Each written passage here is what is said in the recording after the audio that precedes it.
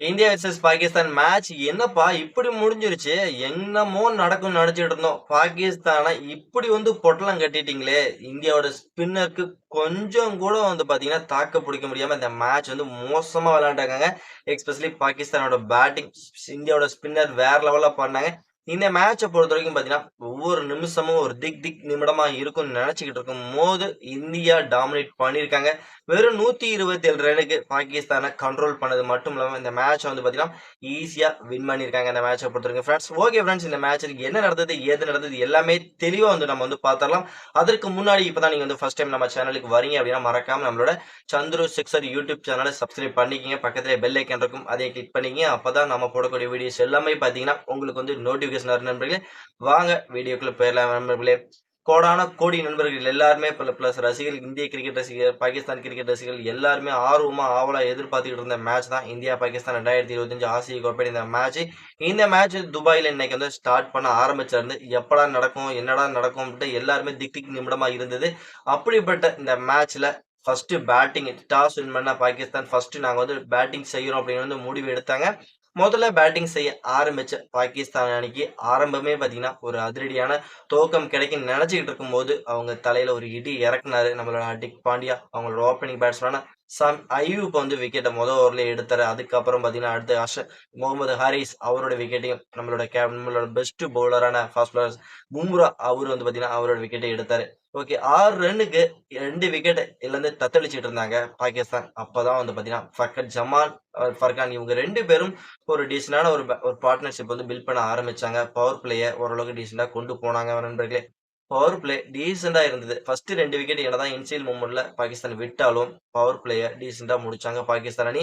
ஆனா, அதுக்கப்புறம் 6 ஓவருக்கு மேல தான் பாகிஸ்தானுக்கு பெரிய தலைவலியே வந்தாங்க. இந்தியாவோட ஸ்பின்னர்ஸ் குல்தீப் யாதவ் அண்ட் வருண் சக்கரவர்த்தி, அக்ஷர் பட்டேல் இவங்க 3 பேத்தோட ஸ்பின்ன கொஞ்சம் கூட சமாளிக்க முடியல. பாகிஸ்தானோட பவுலிங் யூனிட், பாகிஸ்தானோட பேட்டிங் யூனிட் எல்லாருமே அடுத்தடுத்து விக்கெட் இழக்க ஆரம்பிச்சாங்க. ஒரு இடத்துல எல்லா விக்கெட் சரசரன்னு போக ஆரம்பிச்சது. ஆனா கடைசியில பாத்தீங்கன்னா 100 ரன்னாவது பாகிஸ்தான் அடிப்பாங்களா அப்படி எல்லாம் எதிர்பார்த்துக்கிட்டு இருக்கும்போது, அப்பதான் பாத்தீங்கன்னா அஃப்ரிடி என்ட்ரி கொடுத்தாருங்க. நான் பாத்தீங்கன்னா அஃப்ரிடி ஒரு fast bowler, Afridi fast bowl பண்ற அஃப்ரிடி கிடையாது. நான் பாத்தீங்கன்னா வேற லெவல் பழைய அஃப்ரிடி உங்களுக்கு எல்லாத்துக்கும் தெரியும். அந்த அஃப்ரிடி இன்னைக்கு உள்ள வந்திருக்கேன் அப்படின்ட்டு சும்மா வேற லெவல் இன்டென்ட்டா கிளியர் பண்ண ஆரம்பிச்சாருங்க. 4 6 சும்மா மரண அடி அடிக்க ஆரம்பிச்சாரு. பேட்டிங் எல்லாம் பாத்தீங்கன்னா விக்கெட் விட்டுட்டு போயிட்டாங்க. பேட்ஸ்மேன் எல்லாம் அவுட் ஆயிட்டு போயிட்டாங்க. ஆனா பவுலர் நான் காட்டுறேன் அப்படின்னு 4 6 அடிச்சு 33 ரன் அடிச்சு 100 ரன் கூட வராது அப்படின்னு நினைச்சிட்டு இருக்க இந்த பாகிஸ்தானோட ஸ்கோரை 127 வரைக்கும் கொண்டு போனாரு செகண்ட் அஃப்ரிடி. இந்த ஒரு அருமையான ஒரு அட்டாக்கிங் பேட்ஸ்மேனால பாத்தீங்கன்னா பாகிஸ்தானுக்கு 127ங்கிற ஒரு டார்கெட்டை செட் பண்ண முடிஞ்சது. ஓகே, 127ங்கிற ஒரு சின்ன டோட்டலை சேஸ் பண்ண ஆரம்பிச்சு இந்திய அணியோட பேட்ஸ்மேன் அபிஷேக் சர்மா கில் வந்ததுல இருந்தே கொஞ்சம் கூட பயம் இல்லையா, என்னையா இப்படி ஆடுறீங்க? பாகிஸ்தான் கிரிக்கெட் விளையாடும்போது பாத்தீங்கன்னா டோட்டலி இந்த கிரவுண்ட் பவுலிங்க்கு எஃபெக்டிவா இருந்த மாதிரி இருந்துச்சு. ஆனா இந்தியாவோட பேட்டிங் அபிஷேக் சர்மா கில் விளையாடுற ஸ்டார்ட் பண்ண விதத்தை பார்த்தோம் அப்படின்னா, இது என்ன சரியான பேட்டிங் விக்கெட்டா இருக்க மாட்டேங்குது, ஒரு ஃபிளாட் ட்ராக்கா இருக்கு அப்படின்ற மாதிரி வேற லெவலோட இன்டென்ட்டோட ஆட ஆரம்பிச்சாங்க அபிஷேக் சர்மா கில். இருந்தாலும் பாத்தீங்கன்னா பவர் பிளேலயே அவங்களோட விக்கெட்டை விட்டாங்க. எஸ்பெஷலி கில் தன்னோட ஸ்டெம்பிங் மூலியமா விக்கெட்டை விட்டாரு. அபிஷேக் சர்மா ஒரு அக்ரெசிவ் கேம் ஆரம்பிச்சாரு. 2 6 பவுண்டரி அப்படின்ட்டு அட்டாக்கிங் கேம் குயிக் பால்ல 30 ரன் ஸ்டார்ட் பண்ணாரு. பவர் பிளேலயே 60 ரன்னுக்கு மேல போச்சு. இருந்தாலும் 2 விக்கெட் லூஸ் பண்ணாங்க. அதுக்கப்புறம் கேம் பாகிஸ்தான் கண்ட்ரோல்ல எது போகுமான்னு இருந்தது. இருந்தாலும் போகலங்க. ஃபுல் கண்ட்ரோல் பாத்தீங்கன்னா மறுபடியும் சூரியகுமார் யாதவ், திலக் வர்மா நாங்க அந்த மேட்ச் நாங்க எடுத்துட்டு போறோம்ட்டு 2 பேரும் ஒரு அருமையான ஒரு பார்ட்னர்ஷிப் பில்ட் பண்ண ஆரம்பிச்சாங்க. அந்த பார்ட்னர்ஷிப் சும்மா வேற லெவலாவே போச்சுன்னே நம்ம சொல்லும். அந்த பார்ட்னர்ஷிப் இவங்களோட இந்த 3வது விக்கெட் பார்ட்னர்ஷிப் 50க்கு மேல போச்சுங்க. இவங்களே இந்த மேட்ச் கம்ஃபர்டபுளா வின் பண்ணிடுவாங்கன்னு நினைச்சுக்கிட்டு இருக்கும்போது திலக் வர்மா அன்பார்ச்சுனேட்டா விக்கெட் லூஸ் பண்ணாரு.